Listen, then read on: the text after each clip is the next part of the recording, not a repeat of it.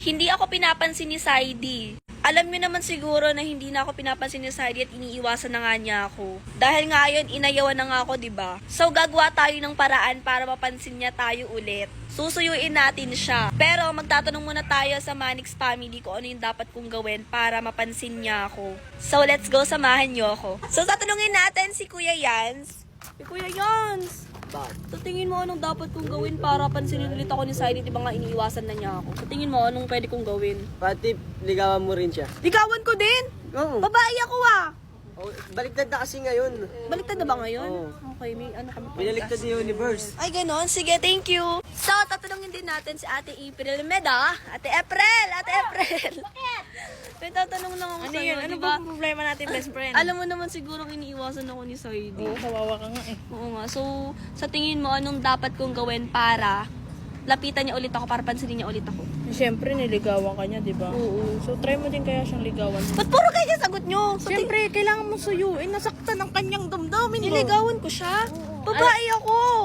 Di, porket babae, hindi na naniligaw. Ay, ganun ba yun? Sige, thank you po. So, nandito naman yung aking kaibigan na si Yoshi. So, tatanungin natin siya kung anong dapat kong gawin. Kasi alam mo naman siguro iniiwasan ako ni Saidi, di ba? So, tingin mo anong pwede kong gawin para pansinin niya ulit ako? Wala kasi akong alam dun sa mga ganun eh. Wala ka alam sa mga ganun. Eto tanongin mo si Yans.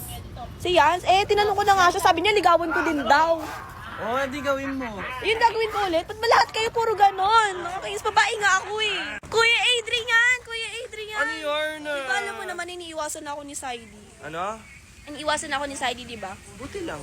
Ano ba? Buti So, lang ano kasi ba? napaka-arte mo talaga. Ano ba napaka-arte? Alam mo naman yung explanation natin doon, di ba? Kahit na ang eto nga, arte-arte ang dami mo. mo sinasabi, tatanungin natin si Kuya Wensi. Andito ka na naman, Yoshi. So, Kuya Wensi, di ba alam mo naman siguro iniiwasan na ako ni Saidi.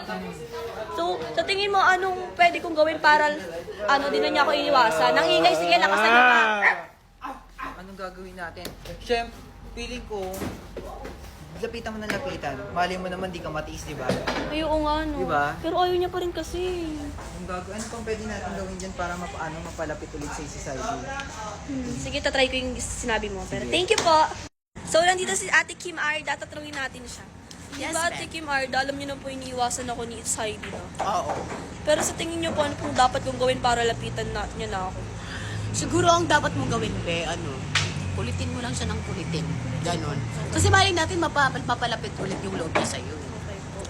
And thank you po. Sige, gagawin ko. So, tatanungin natin si Prince. Back to Alimida. Gamida! Wow! Go. Alam mo naman siguro, di ba? Alam mo na ba yung nangyari? Yung iniwasan ako ni Saidi, di ba? Alam mo naman iniwasan ako ni Saidi. Sa tingin mo, anong dapat kong gawin para hindi na niya ulit ako iwasan, para pansinin niya ulit ako? Alam mo kung paano? Paano? Hindi ka niya iwasan. Gawin mo siyang AI. AI? Kasi may nararamdaman siya, kaya siya umiiwas. Ba't AI? Ganon. Hindi ko gets. Wag ka na nga. So, nandito si Kuya Rob. Tatanungin natin siya. Kuya Rob, sa tingin mo, para din ako iwasan ni Saidi, para pansinin na niya ako, sa tingin mo, anong dapat kong gawin? Magpapansin ka ulit sa kanya. Pansinin. Ginagawa ko naman eh. Ayaw niya talaga ako pansinin eh. Kulitin mo lang yun. Alam ko love ka pa nun. Sabi ko nga sa kanya, ligawan niya eh. Kaya nga eh. Babae Gusto lang nga. nun, gusto lang nun. Lambingin mo siya. Lambingin ko siya? Wala ko siya na lambingin. Lambingin. Pwede naman, bigyan mo din siya ng, babae, flowers. Sige, thank you po. Tiglide. Diba di na ako pinapansin ni Saidi? Oo. Sa tingin mo, anong pwede kong gawin para pansinin niya ako? Feeling ko mag-effort ka na lang. Katulad ng ginagawa ng Saidi, lahat ng ginagawa niya, gawin mo na lang din sa kanya. Ay, oo nga no. Diba? Maganda idea. Bright idea! Thank you po. So, punta natin sa Ate Andrea. Ate Andrea, di ba di na ako pinapansin ni Saidi? Sa tingin mo, anong dapat kong gawin? Feeling ko, pinamaganda mong gawin is mag-effort ka. Mag-effort. Kasi nag-effort din siya sa iyo before. So, ibalik mo sa kanya yung ganong energy baka sakali. Kasi di ba nung nag-effort siya, medyo nahulog ka. Baka ganon pwede. Sige po. Thank you po. Mami Louie, di ba po hindi na ako pinapansin ni Saidi? Sa tingin niyo, ang dapat kong gawin para pansinin niya na ako? Siguro ako hindi pa ka na-experience ng jowa. Ay, hindi pa naka-experience. Oo. Pero for me, gawin mo para mapansin ka ni Zaidi. gawin mo is magpapapansin ka. Kasi, Papapansin? papansin ka eh. Ay, papansin ako. Tiriri, diba alam niyo naman po siguro na iniiwasan ako ni Saidi? Oh, Sa tingin niyo, ano pong dapat kong gawin para pansinin niya ako? alam mo, huwag kang maghabol, babae ka, pabayaan mo siya. Kasi Ganun ba mga yun? lalaki, kapag pinapabayaan, mas lalong naghabol. Tapos kapag hinahabol mo siya, mas lalo kang, nako. Ay, alam ko na.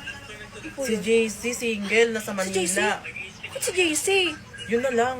Yun na lang. Bakit? Ayoko dun. Kaibigan ko yun. Bagay yun kasi siya kalbo, ikaw nakabangs. Di ba? Ganun pala yun. Oo, bagay. Sige po, thank you po.